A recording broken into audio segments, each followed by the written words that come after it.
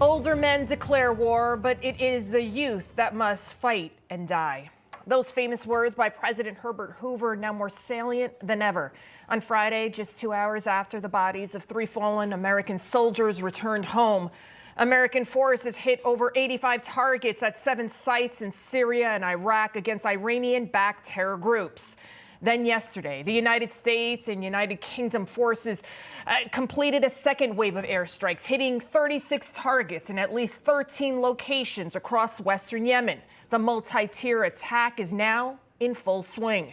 As for the fallen soldiers, Sergeant William Jerome Rivers, Specialist Kennedy Landon, and Specialist Breonna Alexandria Moffett, all of them from Georgia, killed in the dead of night while sleeping. Over 40 troops were also injured that fateful day. 1 week ago today, we were on the air in a drone strike by, again, Iranian-backed forces. That attack, just one of many since the war in Israel began with Hamas on October 7th, that massacre. To date, Iranian-directed troops have attacked Americans approximately 170 times. 170 attacks on U.S. military bases. And what did the Biden administration focus on instead? Their woke crusade to remain in power, touting a cause that hits at the gut of every low information voter out there. The president has always put equity at the center of every policy he's put forward, every legislation that he's put forward, because we understand that many communities have been left behind. You know, that was just the other day. At this point, it feels like an SNL skit. They're so clueless. You and I know those soldiers' deaths could have been prevented.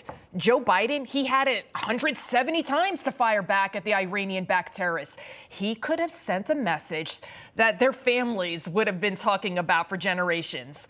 Instead, our fearful leader was posting on X about Elmo. Yeah. Elmo. Here's the post regarding Sesame Street's Elmo and sunnier days. The leader of the free world, as a World War III is about to break out, he's posting on social media about Elmo. Is there any wonder our adversaries know that we are weak?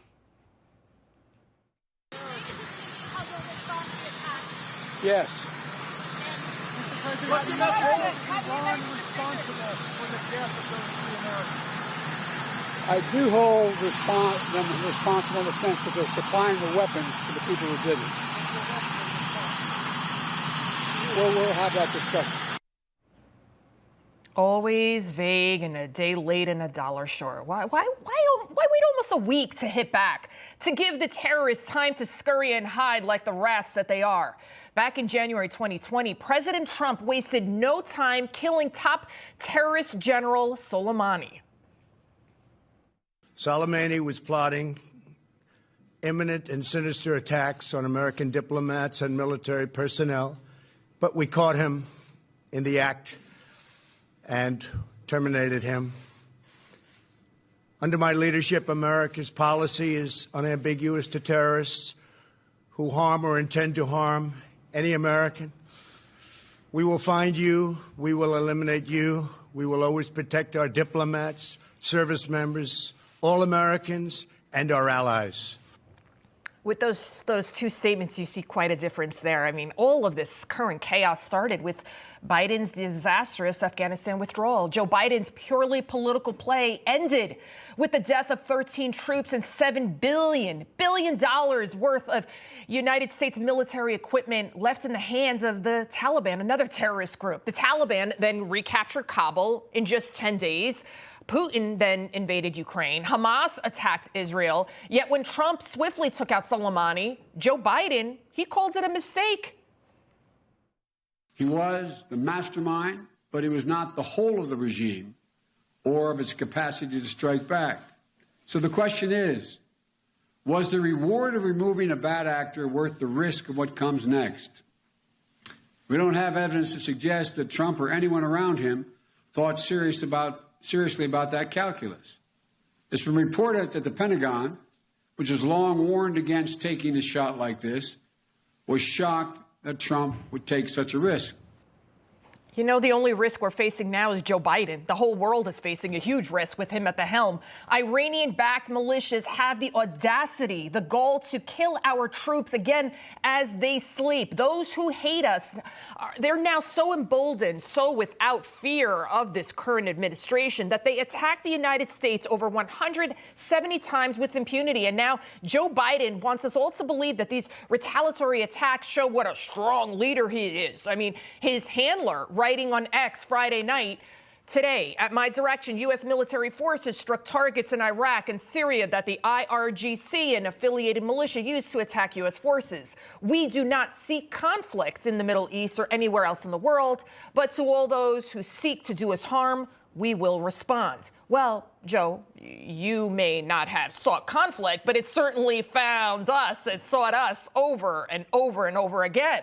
But if Iran is behind all of the 170 attacks, why not attack Iran? I mean, make no mistake, no one wants war with Iran or anyone else. And if you're thinking, would President Trump have hit Iran? Well, the answer is Trump already did. Trump stopped the flow of money from Iran to Hamas and the other Houthis and other terror groups by simply enforcing the oil sanctions. And drilling for oil right here in the United States, making us energy independent instead of dependent on our adversaries. However, under the Biden regime, the coffers of the mullahs has now swelled to more than $70 billion. I mean, what did Joe Biden think the #1 state sponsor of terrorism in the world would do with billions upon billions of dollars? By not going after Iran directly, economically or diplomatically, we have weakened our place on the world stage. We've also weakened our partnerships with our allies, and we have potentially opened the door now to China and Russia to mess with us too. Joe Biden, he's playing footsie with Iran, trying to placate them, be nice with them. Oh, here you go. Here's some billions of dollars. Please don't bomb and kill us. When will Joe Biden learn that you can't play nice with people who want to kill you, especially those who are now closer than ever to a weapon that could end us all? We here at Newsmax, we've been sounding the alarm that Biden's weakness on the world stage would cost American lives. And we continue to ring it even louder than ever with Biden's wide open border. Yet Biden, he refuses to do anything to prevent another 9/11 from happening again. So remember, we talked about this again and again. At this point, though, you have to ask, is it willful ignorance by the Biden administration, or is it straight up malevolence?